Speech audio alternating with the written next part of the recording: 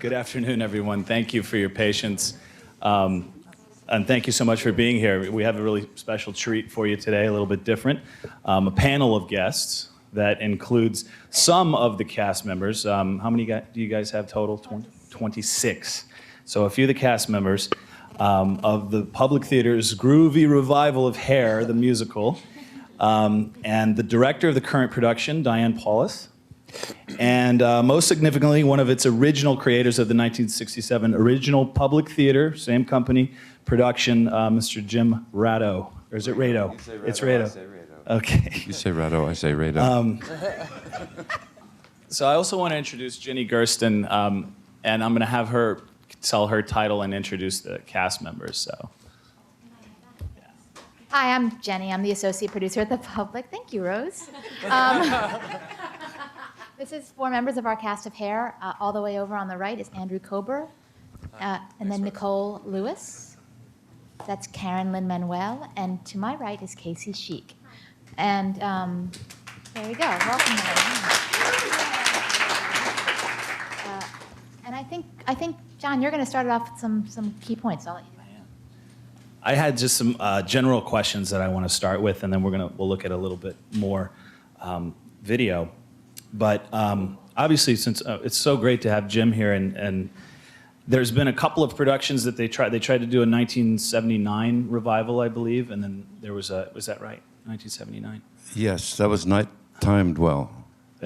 which didn't go over super well, and then they did a movie that Milos Forman directed, which they changed a lot of things. But from everything I've read, you're quite pleased with what's going on with this production. The reviews are out of sight. It's the hottest ticket in town.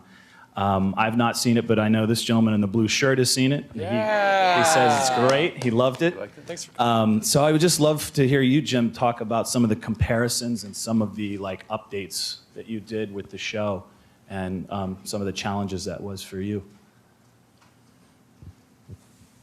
Well, sometimes they don't listen to me. I remember back in 1979 when we revived the show. Was it 79 or 77? 77. 77. Yeah, so The movie was 79. Yes. The movie was 79.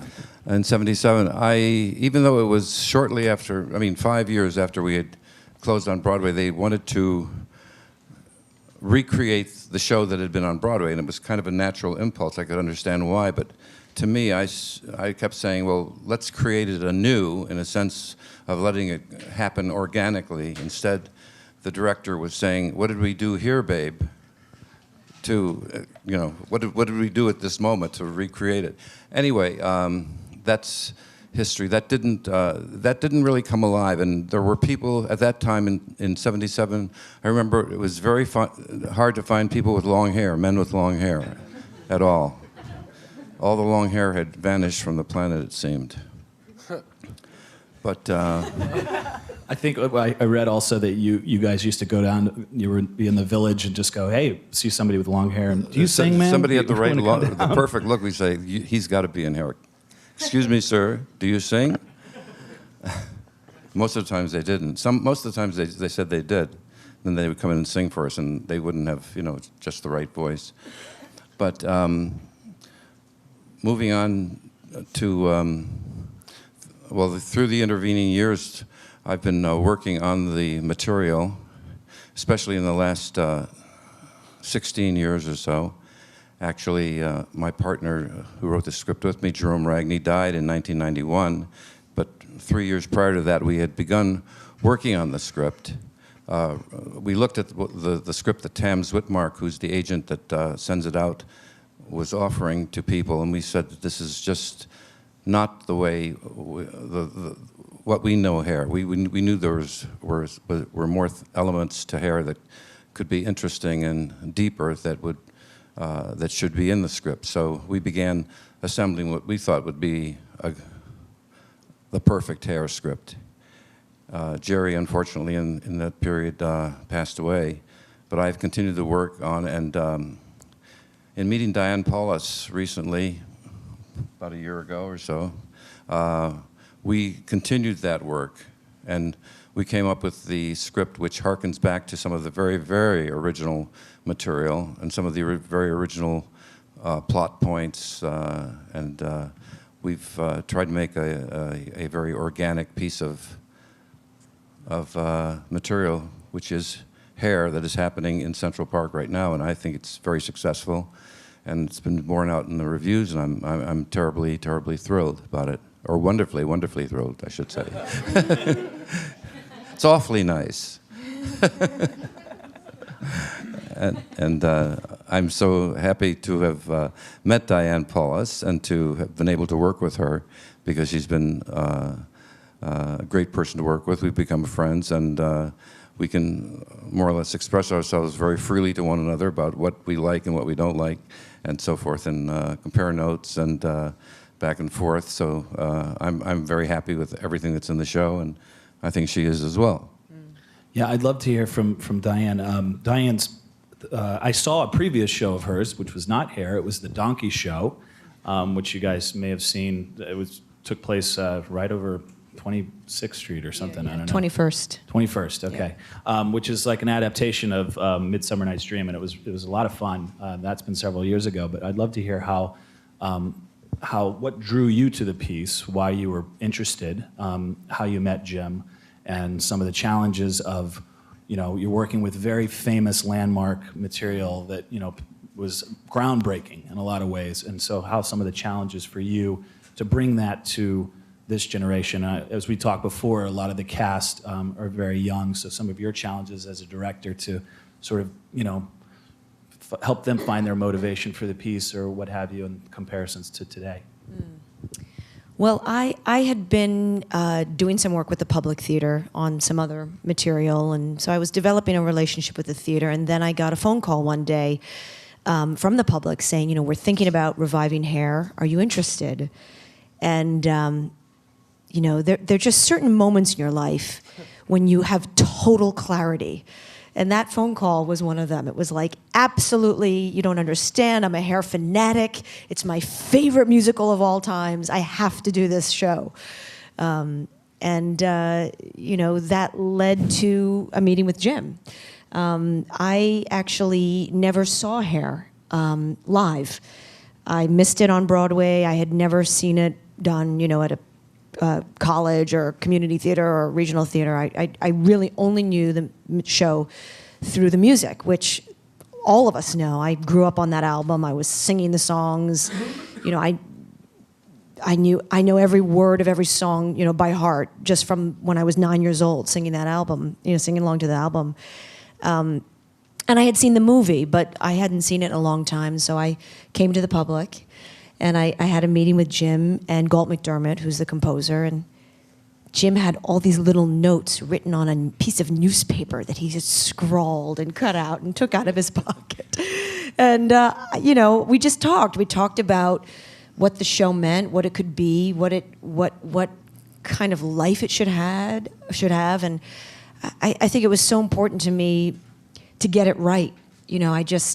I had this fantasy of what hair could be right now, having grown up on the music and having read, liner notes and albums about how hair was developed, which is this incredible journey from the Public Theater to the Cheetah, which was like a nightclub, and this sort of perseverance of the creators believing in this material and how it just developed underground and was relating to the culture. I mean, that's why I do theater, is to connect to material in that way. One of the most exciting things, and one of the cool things, is there are so many actors in this town, and even back, when Jim and Jerome were writing this, I love the idea that they were like, let's do our own thing.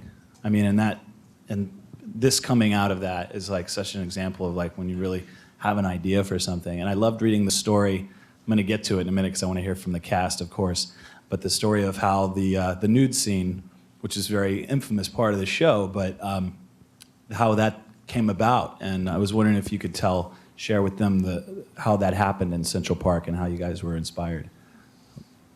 Well, it was an actual moment at a be-in.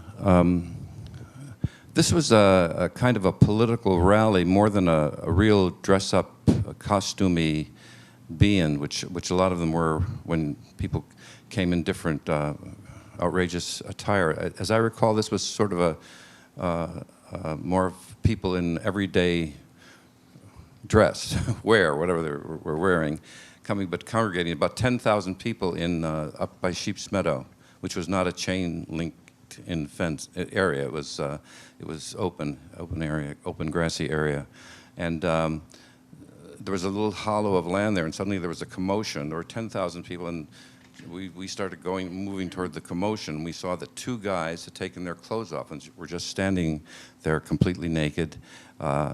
And by the way, this group of 10,000 people were surrounded by a semicircle of policemen on horseback. There must have been about 30 of them, 30 horses and 30 men on top of the horses. And they didn't know what this event was, but they had been alerted to it, so they were there. There was a police presence. And I saw a plainclothes person come through the crowd and catch sight of these two men and turn around and go back to the police and tell them. I was sort of at a high vantage point. And of course, the crowd was going wild because these two guys were standing there naked, just very casually, and everybody was kind of very elated, exuberant about this moment. And the police heard what was happening. They couldn't actually see it, I guess, from their vantage point, but they started closing in on the crowd. So this ring of horses were moving in. The crowd turned to the police and started chanting, "We love cops. We love cops." And that gave enough time for the two guys to scramble, get their clothes on, and disappear into the crowd. But I felt that this was a really significant and powerful moment. I mean, it's dramatic. That was one of the motivations for us to write this show, because we saw events like this happening in the streets and in the parks that we felt were so exciting and dramatic. And we said, hey, we could have a nude scene in Hair where two guys take off their clothes. And later the director enlarged it to be the entire cast. So it became something large, but came out of a real event. And that was like, when that did happen on Broadway, that was really groundbreaking, because they hadn't seen anybody fully nude, right? I mean, this was pre-O Calcutta, I think, is the infamous show that's done entirely in the nude. But yeah, that was pretty significant. So, of course, you're dying to know, as a performer, what that's about. I'm wondering which one of you wants to answer the call on that. I can say that it was nudity optional was the original, and the breakdown, it was nudity optional. I said, okay, I will option to not be nude. Here in this, in this production. 1967 as well, or in this one is? No. I also read something about being you could be paid an additional $1.50 to be nude in the original production. That was in the Broadway show, yes. There was no nude scene off Broadway in '67. Okay. They wouldn't do it there. But nudity was always optional, is that correct? That's true, right? So anyway, I particularly was a nudity optional, I will not be getting naked. But I think really through the show, it's become really such an expression of freedom. You get to that point in the show and you just want to be naked, You just want to take your clothes off, and it's outside, and it's just great. But it really is this moment thematically in the show that really calls for it. And it's completely justified. I remember talking to Diane about it at one point, because she shared her vision with us, and I was like, and it really struck me, and I was like, I'm on board. I'm doing it. Let's go. So it was very exciting. It is very exciting. And it's really not, as once you do it, or once I did it, it didn't feel as, scary as I had thought in my head. It was all about me and ego, and I don't want anybody to see me naked. It was all about my ego. But, part of the piece, and we're all together, and it's kind of beautiful. It's great. I also read that Donna Summer did it once when she was doing the show. She did decide to disrobe. I read a lot of press on you guys before. I did, in fact. I actually remember the day that we were kind of divided in the room, in the rehearsal room, and they were like, okay, people that are going to get naked, get on this side, and people that don't want to get naked, get on this side, and no peer pressure. Like Red Rover. It did. And then you crossed the line. It was like, Nicole crossed the line. She's going to take her clothes off. It was awesome. But I also just wanted to say, I think that the message of society making more of nudity than, you know, warfare and killing and guns and things like that. I think that's a very huge and appropriate statement, and I think it's really effective in our show. And I also thought that for me personally, it was like we're the only species that clothes ourselves, you know? No other species on this planet is concerned about that, you know, and or gives a shit. And so, I'm sorry. Oh, it's okay. You can swear here. And thanks. Shit. But and so, you know, so I thought like when I was like removing my clothes, it was like like I'm a beast, you know, like I'm just a primal creature, and it feels so rewarding and beautiful every single night in the open air to be able to do that. What they said. Those two guys taking their clothes off that day, I'm sure never envisioned themselves being enlarged into being a musical. And, you know, 40 years later, that moment would be depicted with people to music. And so many interesting things going on in our country at that time. I also want to talk about the drug culture, obviously, then as opposed to now. You know, the Vietnam War was going on. Tim Leary's doing all kinds of things out in San Francisco. Ken Kesey, who wrote One Flew Over the Cuckoo's Nest. And I think it's interesting because it's in some ways it seems like drugs are still very prevalent. They're just like not as talked about.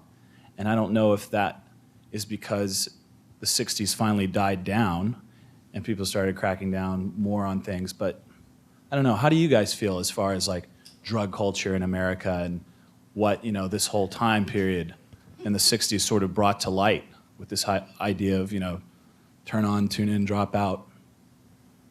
I feel like the use of drugs has been lost in culture. I think that hard drugs is something that's a matter of perception, and it depends on how you look at it. I mean, a lot of people look at hard drugs as like coke or heroin or meth, and sometimes even pot people look at as hard drugs, which I don't. But I look at hard drugs as like a lot of prescription drugs that I feel like are unnecessary, that have kind of overtaken our culture, that people justify because you can get it from a doctor. And I think in the 60s, it was more than just like, you know, take some drugs and escape. It was more than escapism. It was the opposite. It was exploration, and it was trying to open your mind and trying to really evolve as a soul or as a culture together. And I don't think that really exists as much anymore. I think it's used as a different tool, and I think it's a little unfortunate. But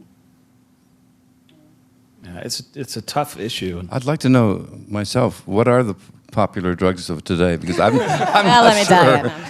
tell you. What I mean, Alcohol. I mean, right? alcohol. I mean, That's legal, and that's the. it's I see everywhere. everybody has gone to alcohol, basically. But, No, yeah, and you I'm can. talking about the other, like the people in the room. We should interview them at this point. What's your favorite?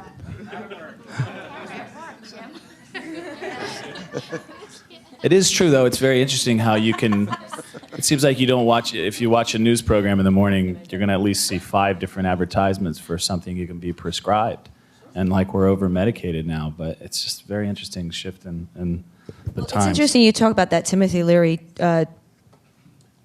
turn on, tune in, drop out, because you know Timothy Leary himself was has said that he was upset that expression can be so misunderstood. It sort of sounds like, you know, drop out of society, you know, tune out, or just, you know, be a screw up in life. And his whole thing, which we talked about, because those lines are in the script, in the, you know, in the score of Hair, more than once, references to Timothy Leary, and, you know, this idea of getting in touch, as Caren was saying, deeper in touch to yourself. And dropping out, meaning not the way we think of drop out, but dropping out of the conformity of society, dropping out of what society says you should do, dropping out of that need to follow, you know, a way of life that is being forced on you, but dropping out into something that is more in tune with the individual and a sense of liberation. So I think, you know, I think we can also misunderstand, you know, what some of the drug culture was in 67, 68. Because we sort of, especially if you look back at what it was like right then, you know, when people really didn't know, like, about LSD and what it could do or what it would become, or, you it was a moment of like deep exploration. We look at it now sort of with hindsight, Well, it's I got to give these guys a little tour of the office, and I was explaining to them how progressive we are here at Google, that we can wear our flip-flops to work in the summer, which is amazing. And it's sort of interesting to see a corporate environment that is as progressive as we are. And Jenny was very happy that we had a raw foods station, because she's a big raw foods eater. But anyway, I think we'll open up to questions. I'm sure you guys have questions for these guys, and I know actors like to talk and explain how difficult their lives are. So So do you. yeah, well, used to back in the day. So we'll go ahead and open up to questions. And if no one has, oh, here comes David Vanderwall.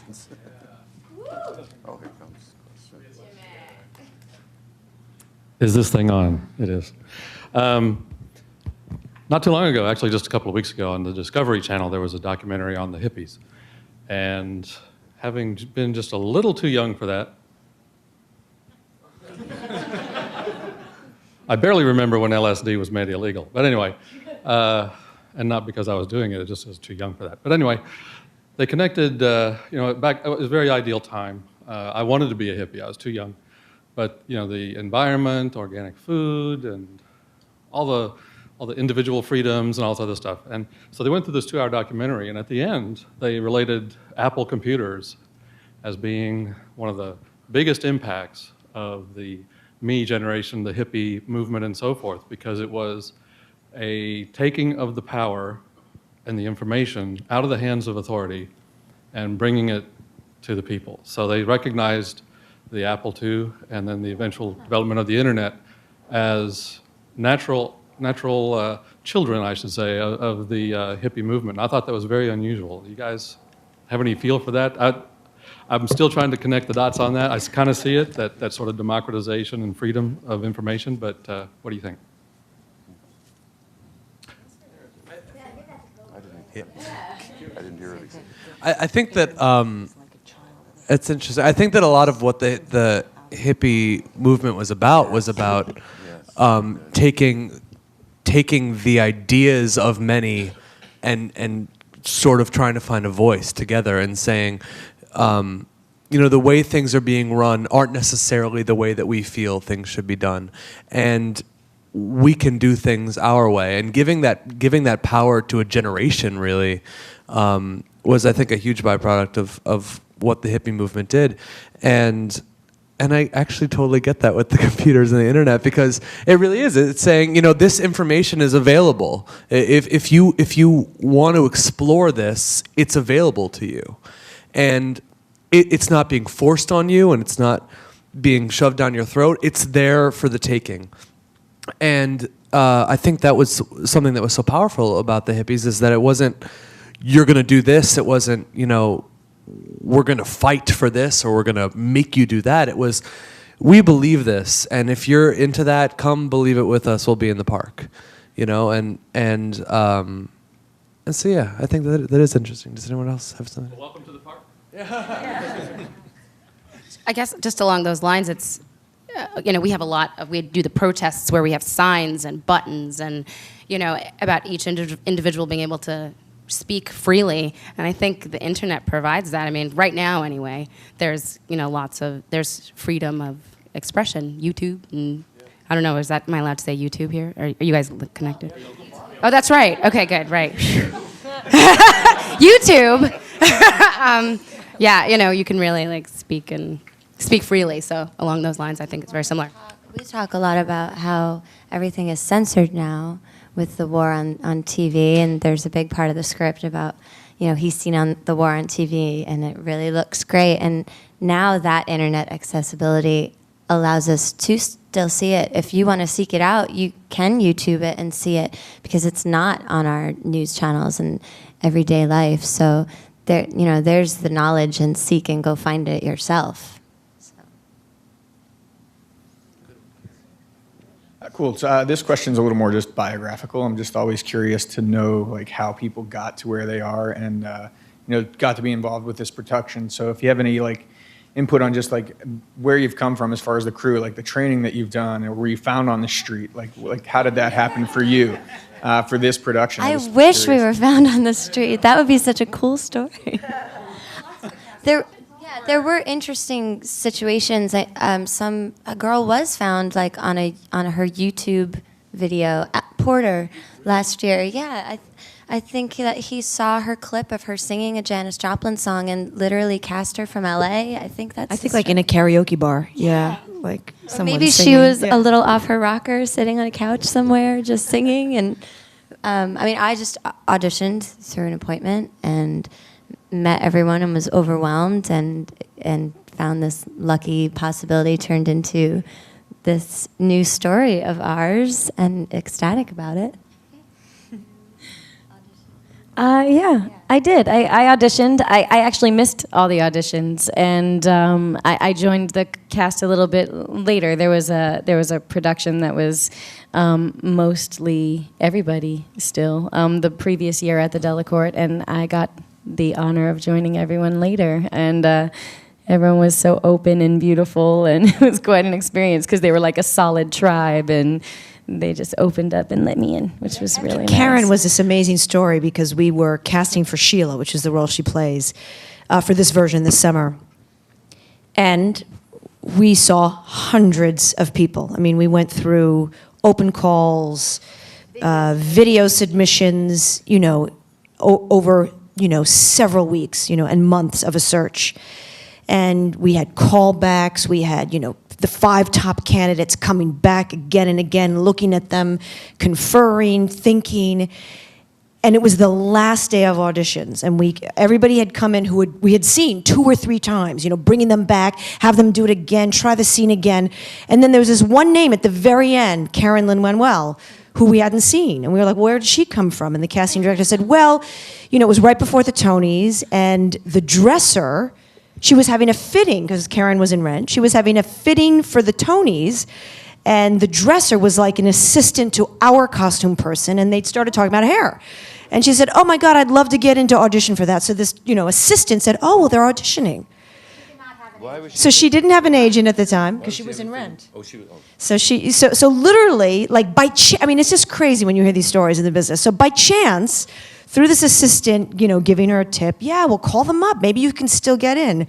She was literally the last person we saw out of hundreds of women. She walked in the door, she auditioned, we were like, that's it. It's just this incredible story when you look and you look and you look and you think, where are we going to find this person? And then somehow, the fates look out for you and send her our way. It was amazing. Excellent. I'll just be quick with my audition story because I kind of like it. My agent couldn't get me an appointment for hair. I don't know why. Something the casting office didn't want to see me. So I was like just out of school, and so I saw that they were having an open call, which I had never been to. I had just come out of college, and I had never been to an open call and didn't know how it worked. So I went. And I bombed. I was really bad. Like I sang completely off pitch. I wasn't like really very nice to the casting director. Like I was really bad. Heidi told me that. Our casting director has confirmed this entire story. It wasn't just in my head. Well, Heidi, one of our casting directors, who's the first person I auditioned for, said that she got some kind of vibe from me, like I would fit into a tribe of hippies. And so she called me back and said maybe he was having an off day. And so I got a call back and came in for a role that I didn't end up playing because Diane's assistant went to college with me. And there's this role in the show that I end up playing, which is a guy in drag, and it sings this woman's song. It's a whole woman bit, I do this whole thing. Don't. Well, it's there's a woman in the show sings this song, and I'm so sorry. God, I'm so sorry. And Diane's assistant went to college with me and knew that I could do that, and I didn't. My callback wasn't for that, and so he said, let's try that, and Diane was really great about helping me find it, and now I'm in the play.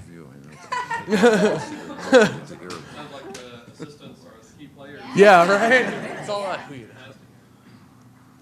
I have actually a two-part question. First is for Jim. Was there a point, it's hard to imagine this, but was there a point of time when you were developing this in the 60s and it, grew and grew, that you realized this was A, going to succeed on the Broadway stage and that you were going to change the fabric of Broadway forever, like it would go forward? And then, especially you coming out of Rent, but to the cast, will we have another change that will get us completely away from, Mamma Mia jukebox musicals, or going away from Andrew Lloyd Webber? And I know we're seeing it sometimes with Spring Awakening or In the Heights, but is more coming that's inspirational on Broadway? So. Okay, could you tell me what her question was to me? I heard part of it. Was there a time where you felt Hair was going to be a success? Did you have any sense that it was going to really change the fabric of Broadway? Well, when we were creating it, we were really trying to do something very progressive, you might say, or very shocking. We wanted to be, we wanted to take it to the max. We thought the material itself lent itself to that, to bring this anti-war. We had seen a wonderful anti-war musical, Joan Littlewood's Oh, What a Lovely War. I've never spoken about this, but that had come a few years earlier. It was a big Broadway production that had been successful in England. It was an anti-war statement. And we were very moved by that particular thing of having an anti-war statement on stage. So we here this anti-war statement was being made in the streets, and we felt that was strong, powerful grist for a show. And we just wanted everything, we wanted to include the topic of drugs. And we created this story, and we thought that from the beginning that we wanted it to be a big hit, and we wanted it for Broadway. We wrote it for Broadway. We were coming from sort of an off-Broadway point of view in the experimental theater of the time, but we wanted this to hit big on Broadway, both in its techniques of theatrical presentation and in its subject matter. So we were hoping that it could be something that would hit. But never, of course, had the thought ahead to what would actually become of it. And Can I add a little thing? I don't know if this is, well, I think this is true. We had the good fortune to meet Chevy Chase at an event recently, and he was boasting that he's like, they asked me to take part and write part of Hair. I don't know if that's true or not, but. Chevy Chase. Anyway, he said that, and then he said, but you know what? I told them no. A rock musical, it'll never happen. It'll never fly. So you showed him. I met him for about 5 minutes one time. I don't know if that happened. So you showed him. That's all. If that's even if it's even true. But we showed him, and he showed us. You know what I think is amazing about Hair, actually, like, to do it now, is how refreshing it is as a piece of theater. And I only hope that maybe Hair being done now and reaching new audiences, which has been so thrilling, to do it out in the park and see. I mean, I knew that older generations would come, people who wanted to see it or remember, but the number of young kids who have come to the show is staggering, and it's so exciting. 5-year-old, 8-year-old, they respond to it. They like it. They're liking it. They're watching it. It's so liberating as a form of theater, because and I think it's actually much more in tune right now with the way we receive our entertainment than traditional musicals. This idea that we have to do a musical in a certain form with a certain kind of storytelling. If you look at the way we receive our culture now and how sophisticated audiences are in terms of piecing information together and making their own plot lines and choosing what to follow, and the amount of change. I mean, Hair has how many songs? Like Many. Like it 30 broke the plus form. songs. Yes. It broke the form. There could be a song that's 1 minute long, and then a song that's 2 minutes long, and then, a variety, sort of vaudeville format. I actually think that this structure is more in tune with our culture right now, based on sort of how we shuffle music on our iPods and receive information. And if you look at, cutting edge movies where plots are really hard to decipher and audiences love that, they work backwards through plots and storylines. So, I only hope that this might, get people who are making theater now to say, wow, there's another way to think about musical theater and musical form. And, look at this classic that also feels like the most radical thing still on our stages. It's what has happened to pop culture. I mean, we see it on MTV screens. There's 6 things for you to look at. And I think that's what happens on Hair on the stage every night. There's a ticker along the bottom with news. There's 30 seconds of a music video. There's an interview up in the corner. And it's the same thing on all of our tabloid magazines. There's 20 pieces on the Entertainment Weekly page, on the must list. There's a... What? I think what Diane was saying is so true, that the editing is so quick now. The music videos are, and 24, the editing on all of our pop culture television shows, you can't look at one thing. And that's what Hair is, jumping between all of these ideals. And it's just, I don't know, it's amazing. Just for the second part, where are you, of that question? Hi.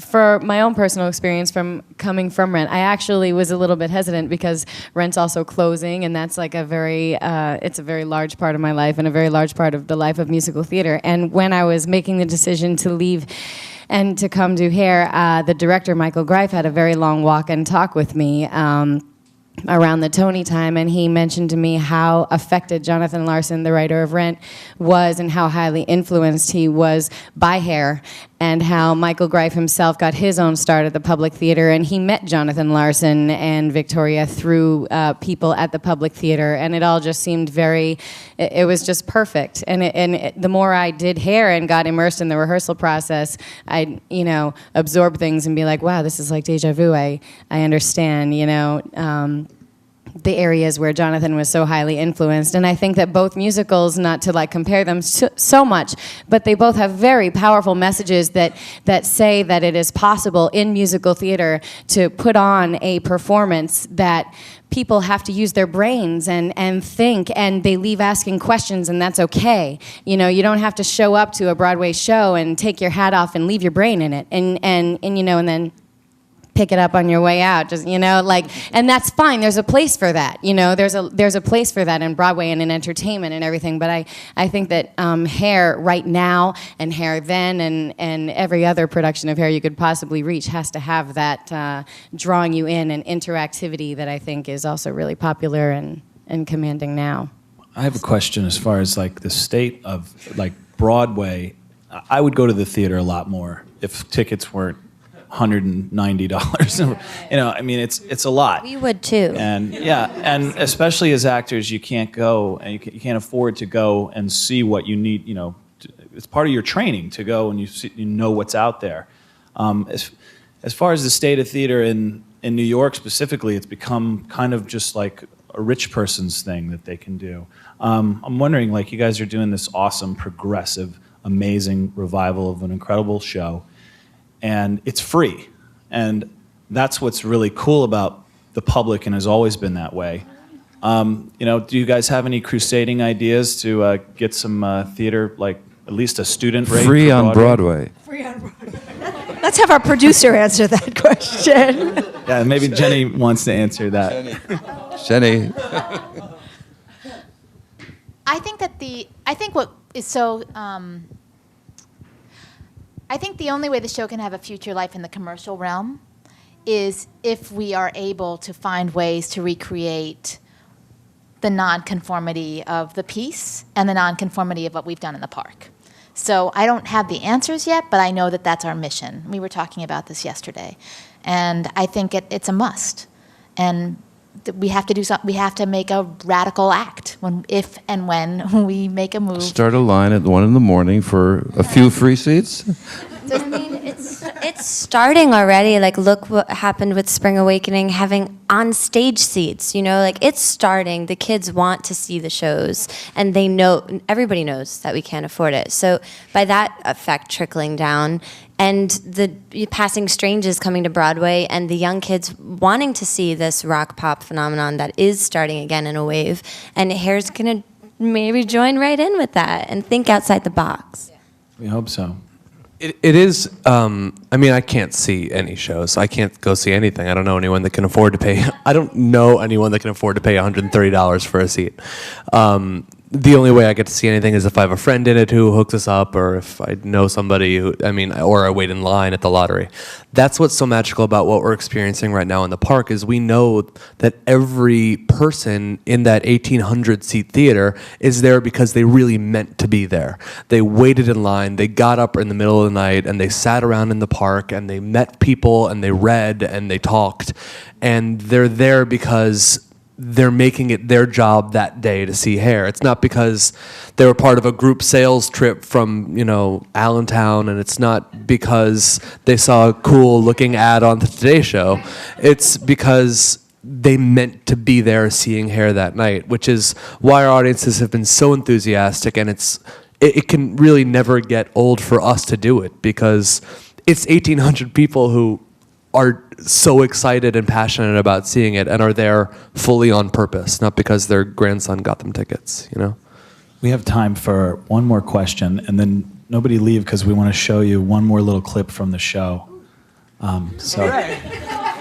Well, the good news is I had two questions for the actors, and you just answered one of them, which was it like to play for an audience that's standing in line since 1 a.m. and instead of paying for their tickets.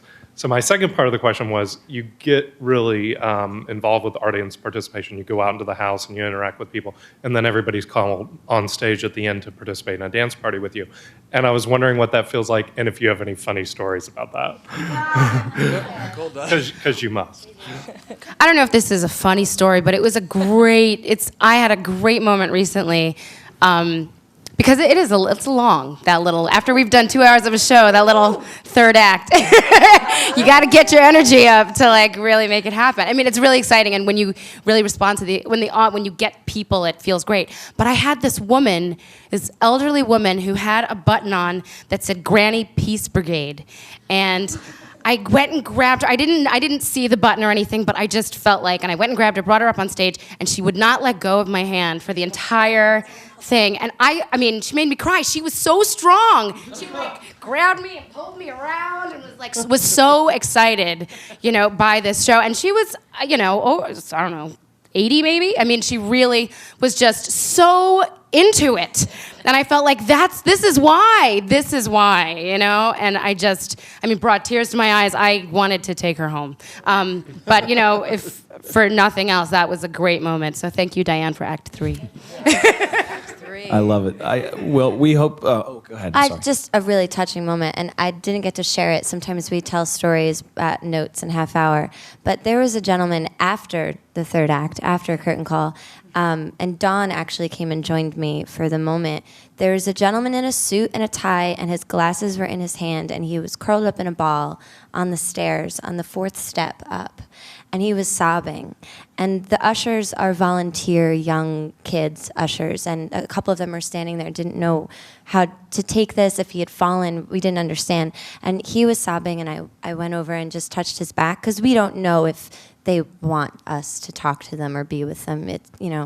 And he just started telling me that he was tear gassed in Vietnam, and he went through everything that we had just sang and spoke about, and opened his heart right there to Dawn and I, and it was one of the most engaging moments with a person that had, just been through everything again. He relived every moment and every word, and he started saying the most specific lyrics of songs to me, talking about the moments that he was touched with, talking about his teeth and his life, and he was going through all of these lyrics to us, and he finally composed himself and just thanked us, and most everyone was past already, but I'll always remember that moment of this perfectly normal man that could have been my father or anyone's brother, just sitting there sobbing, and he brought himself up and he walked off, and it was beautiful and touching, and thank you for the peace. I think that's one of the most amazing things about being an actor is knowing that you can make people feel those emotions, and it's got to be even more rewarding as a writer and as a director. We want to do the drawing. We want to have Jim pull out a magic name out of the hat here, and out of the fishbowl, rather. Tickets to the Hair. It's been mixed. This is 2 tickets to the show. Oh, from somebody in here? From somebody in here. Uh-huh. Is there a Laura? Oh, I'm Polish too. Laura Kratowski. All right. Great. The leading And- character is Claude Hooper Bukowski. So you're a Krabowski? Kratowski. And Congratulations. For those of you who didn't win tickets, the show is playing through September. Did you guys get extended? September 6th. 7th. September 7th. You know, take your laptop and go work on the Great Lawn and wait. Wait for tickets. Or there is an online situation. You can. Lottery. There's the morning line. There's also a cancellation line that's so that you can get on in the afternoon. The tickets get distributed right before curtain at 8. But usually, if you get online at about 5, you might get in. So there's two ways. And if not, hopefully you guys will move to Broadway. Keep our fingers crossed. Thank you guys. Thanks so much for being here. I want to see the show.